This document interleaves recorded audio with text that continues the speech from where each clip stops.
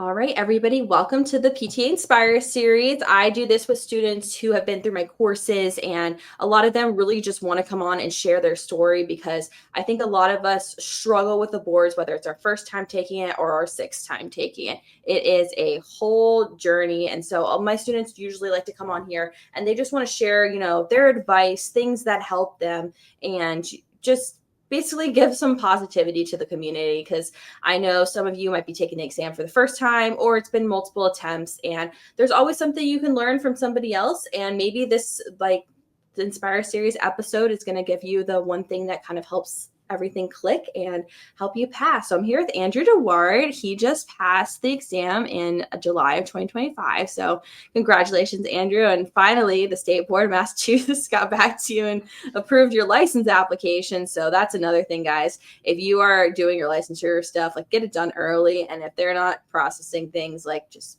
send polite emails, or even better, just give them a call. That usually gets things through. But Andrew, thank you so much for volunteering to come on. I know there's a lot of things you want to share that are going to help a lot of people. So I really appreciate that. Of course, it's an honor to be here. Oh, yeah, thanks. All right. Okay. So we'll start with just the question I usually ask everybody. I'm sure people always ask you this, but what made you decide like physical therapy and then like specifically like physical therapist assistant? So I was a personal trainer since 2019, and then COVID hit, and I lost a lot of my clients. So then I wanted more stability in a career, so I found PTA as a course.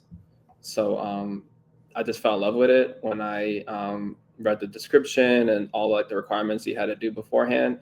It's like personal training, but just more stability, more hours, more guaranteed hours. Because personal training, you gotta get all your own clients, and it's not insurance based, so it's out of pocket.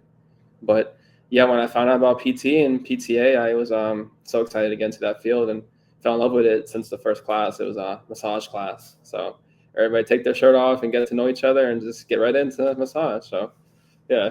No, that was actually like the first PT course I took too. It was like I was studying abroad in Costa Rica, and they were talking about like fundamentals of physical therapy, and like a lot of what we did was like massage, because it was like you have to understand like the anatomy, you have to feel comfortable like touching your patients and assessing them medically and stuff. So felt good for me. It's funny though, because I'm not a big manual therapy person, but that's awesome. So what made you decide like the assistant route versus going to DPT school? Just the schooling. I'm not crazy about school. A lot of stress with the exams and just a lot of dedication.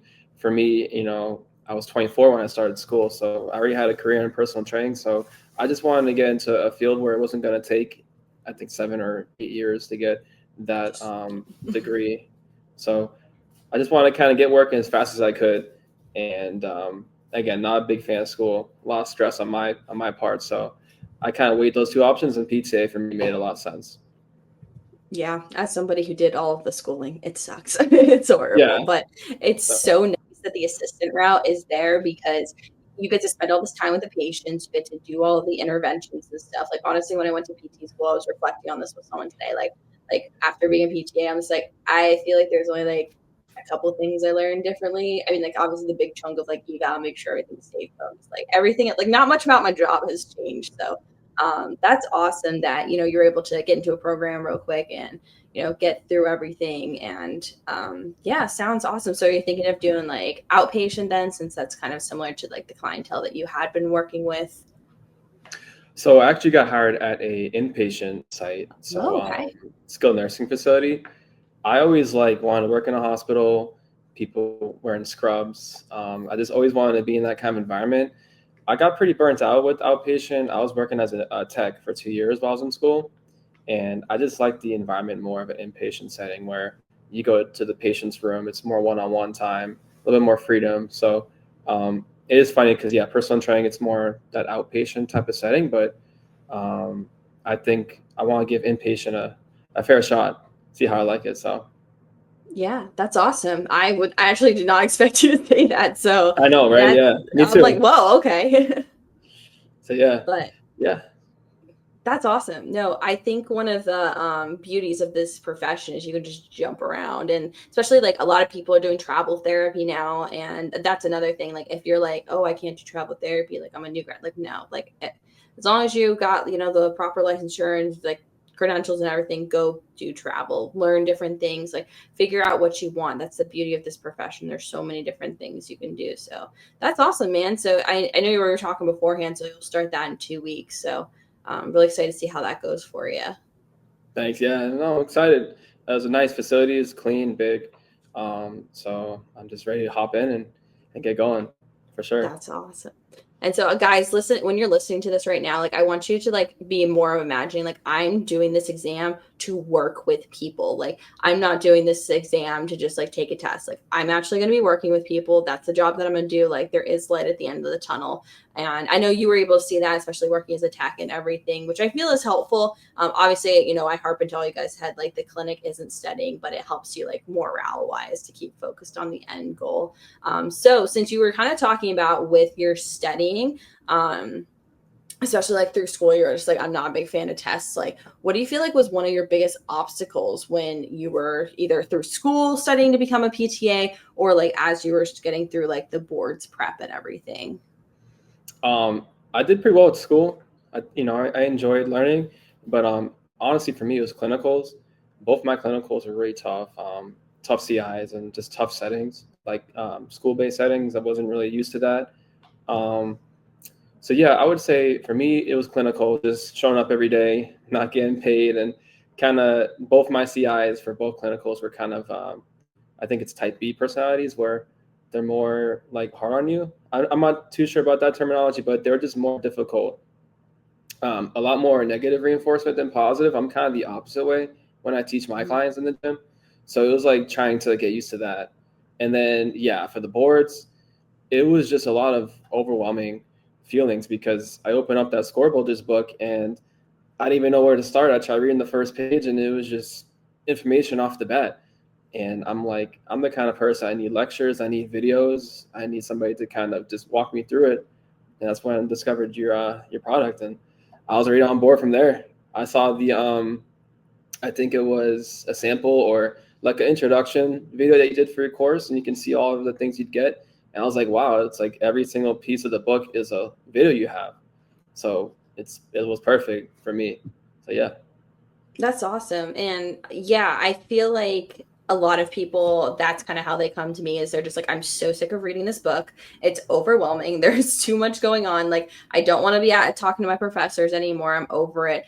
I really just want to like get into the setting. So what Andrew's referring to is my 600 plus system, which if you guys want to learn more about that, you can actually go to my website and see the exact video that he's talking about. I'm the kind of person I'm like, want to show you exactly what you're getting into. But yeah, I mean, there's so many different learning styles. And I think that when you're studying for the boards, like board studying is different than studying for the, like for school. So really the best piece of advice that I personally have for a lot of students is to figure out your learning style, like with like the boards material, because it's not just regurgitating for a test. It's like figure out what works for you. So if it's like a visual style, perfect, awesome, like the YouTube videos and whatnot. But yeah, no, that's amazing. And I'm glad you kind of brought up clinicals because I think you're one of the first people who has really brought up like that clinicals was the hardest part because I felt the same way.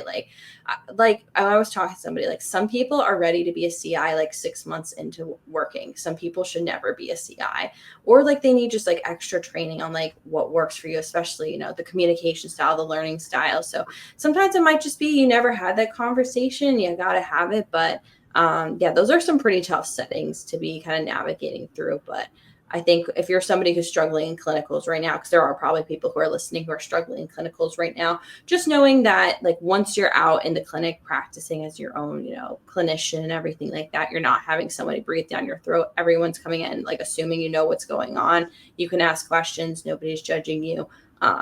And I think you'll find that in your setting that you're going to be in, and you have the confidence from working with people previously. So I don't think you'll have any problem, Andrew. I think you'll be just fine. But I'm glad you brought that up because there are other people that struggle with that. I think it's so much focused on the academic side, but if you don't have a good CI or you don't click with your CI, it can really make it a miserable and almost doubting experience. I had a situation where I had a CI that I almost quit physical therapy because of it, because it was just not clicking, but just keep moving forward. That's my side tangent on that. But I'm sure like there's other things that you're just thought about with what I was saying right there, though. Oh yeah, no, I agree. I almost dropped out. I was like, it's not for me. The way she was just treating me about it, especially for my first clinical. I don't know why it was so difficult with her. She should have been my last clinical, not my first one. The way she treated the situation, but again, you can just look at that situation and say, you know what, I want to be a CI one day, and give my students the right kind of education and experience that I didn't really get to have. So that's how I Yeah. see it now. Exactly. And you just kind of realize, like, okay, what kind of person do I want to be and what do I not want to do? So you got a perfect example of what you didn't want to do. So you're going to be a great CI once you start taking on students, which is good. It's going to make it such a positive experience for you. What do you feel like? I know you said like a lot of the stuff like with the videos were helpful for you. Like, what were some other things that you were doing or like resources that were using that you found to be like super helpful with your studying?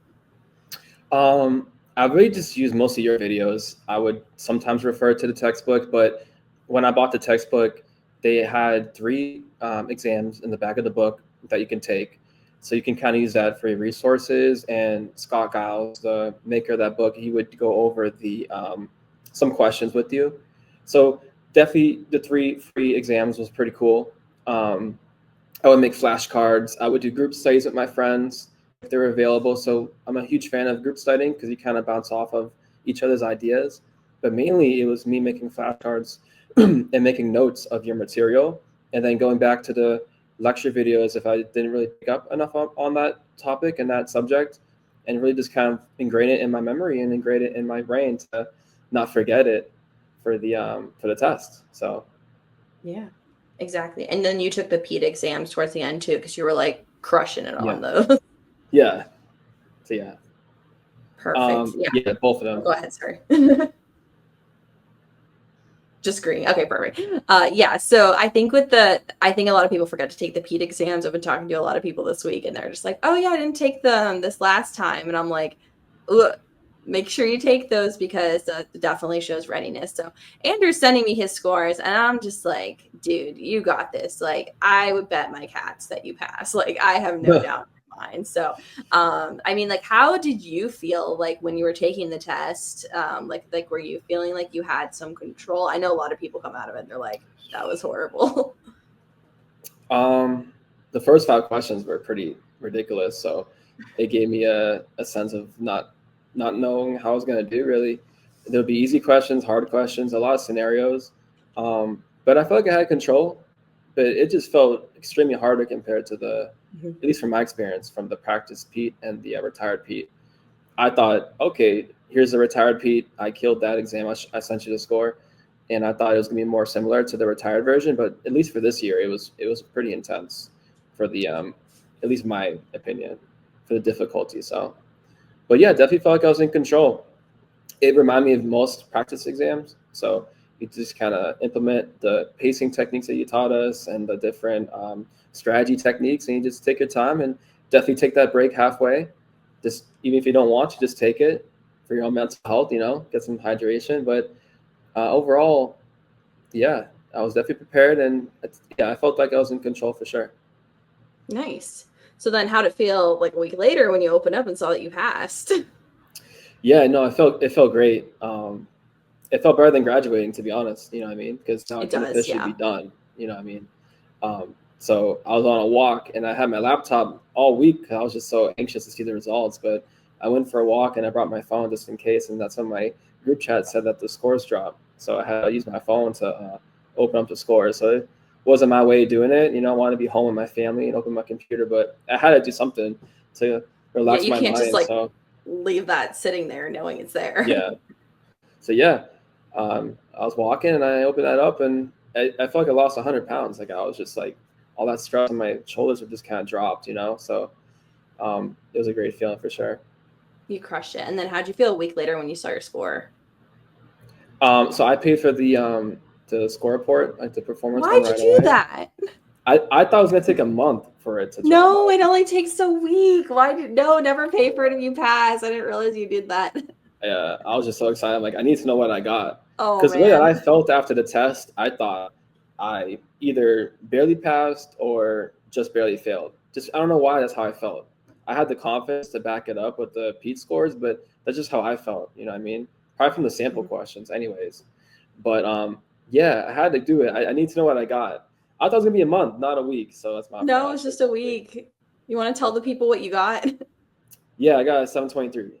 723, guys, and Andrew was worried. So it happens. Yeah. Like no matter how you feel like walking out of that test, like everyone's going to feel like, well, that could go on either way, like or like that was like nobody walks out of that feeling like I'm on top of the world. You're always like if you feel like you're on the good side, you're always feeling like you feel like I barely squeaked by. So Andrew killed it. He crushed it. He did everything right. He, now it's just one and done, weight off his shoulders, out working and everything. So if you're like kind of been procrastinating, you're studying, guys, like get on it, get started early. If you're in your last clinicals, like start listening to podcasts, and there's tons out there. I recommend like Kyle's NPTE clinical podcast. Obviously, I have mine too, but just get on it. So yeah, I know you gave a lot of advice for the students, but like what's like one piece of advice that like you definitely like wish like you would have known before you started this whole process? For the exam or just school in general? The exam? I mean, it can be either one. I mean, you can give more than one. I always ask people one, but everyone comes into this, they're like, I can't pick just one. So, yeah, whatever you feel like you want to tell the people to Mhm. help them out, go for it. Well, for the exam, I think what you said was your quality over your quantity. If you're studying for 8 hours compared to a solid 2 to 3 hours, that's a bigger deal. So I would try to do very intense, on point studying, but it wouldn't be all day long. And some days I would just take for rest days, and I think that helped out a lot.